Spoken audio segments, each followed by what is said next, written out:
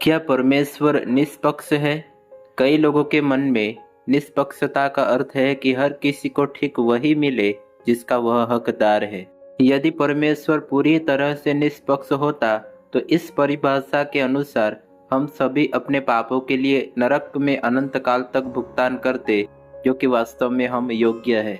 हम सभी ने परमेश्वर के विरुद्ध पाप किया है, जैसा रोमियो 3:23 में लिखा है, और इसलिए हम अनंत मृत्यु के योग्य है। यदि हमें निष्पक्षता से वह मिले जिसके हम हकदार हैं, तो हम आग की झील में समाप्त हो जाएंगे, जैसा प्रकाशित वाक्य 20:14-15 में लिखा है।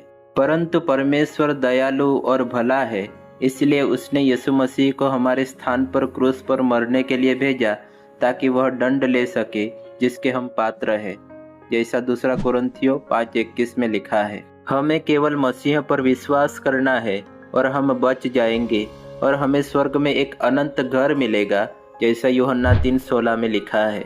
मसीह के बलिदान के साथ परमेश्वर अपनी निष्पक्षता को बनाए रखता है कि पाप को पर्याप्त रूप से दंड दिया जाए।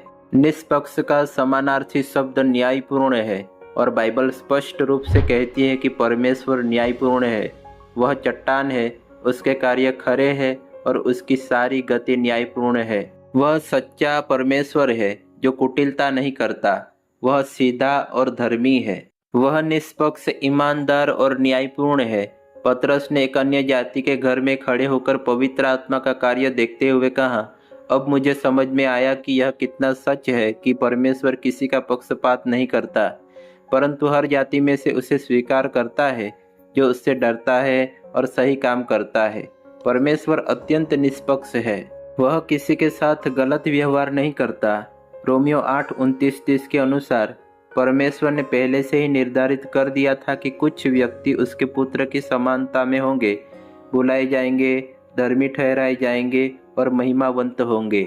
बहुत से शास्त्र मसीह में विश्वासियों को चुने जाने का उल्लेख करते हैं। कुछ लोग तर्क देते हैं कि यह उन लोगों की नज़र में निष्पक्ष नहीं लगता है जो मानते हैं कि निष्पक्षता के लिए सभी के साथ बिल्कुल एक जैसा व्यवहार किया जाना चाहिए। हालांकि सभी को बुलाया गया है। परमेश्वर अपने पूर्व ज्ञान के अनुसार उनको मालूम है कि कौन आगे जाके परमेश्वर प्रभु यीशु पर विश्वास करेगा और अनंत जीवन पाएगा। बाइबल यह भी कहती है कि हमें परमेश्वर ने अपने बारे में जो कुछ प्रकट किया है उसके प्रति प्रतिक्रिया करनी चाहिए। रोमियो 1:20 कहता है, उसके अनदेखे गुण अर्थात उसकी सनातन सामर्थ्य और परमेश्वरत्व जगत की सृष्टि के समय से उसके कामों के द्वारा देखने में आते हैं, यहाँ तक कि वे निरुत्तर हैं। यीशु मसीह में विश्वास करने वाले सभी लोग बचाए जाएंगे।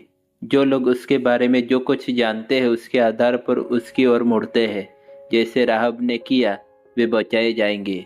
बाइबल कभी भी यह वर्णन नहीं करती है कि परमेश्वर किसी ऐसे व्यक्ति को अस्वीकार करता है जो उस पर विश्वास करता है, या किसी ऐसे व्यक्ति को दूर करता है जो उसे खोज रहा है। परमेश्वर की सप्रभु पूर्व नियति और मनुष्य की जिम्मेदारी के सत्य परस्पर अनन्य नहीं है।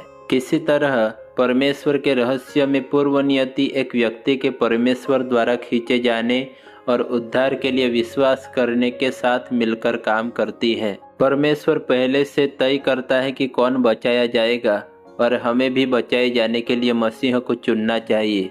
दोनों तथ्य समान रूप से सत्य है। हालांकि यह मनुष्य की नज़र में अनुचित लग सकता है, लेकिन ऐसा नहीं है।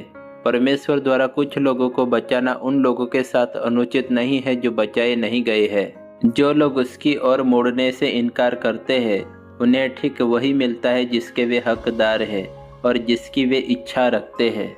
जिन्हें परमेश्वर ने चुना है वे परमेश्वर का प्रेम और अनुग्रह प्राप्त कर रहे हैं। लेकिन जब परमेश्वर हमारे दिलों को खींचता है और हमारे दिमागों को खोलता है, तो हमारे आसपास की सृष्टि और हमारे भीतर के विवेक के प्रकटीकरण का जवाब देने और परमेश्वर की ओर मुड़ने का अवसर होता है। जो लोग जवाब नहीं देते हैं, उन्हें वही मिलेगा जिसके वे वास्तव में हकदार है, क्योंकि उन्होंने उसे अस्वीकार कर दिया है। उनकी सजा उचित है। जो लोग विश्वास करते हैं वे जितना वे हकदार है उससे कहीं बेहतर प्राप्त कर रहे हैं। हालांकि किसी को भी उसके योग्य से ज़्यादा सजा नहीं दी जा रही है। क्या परमेश्वर निष्पक्ष है? हाँ, वह अनुग्रहशील, दयालु और क्षमाशील भी है। आमीन।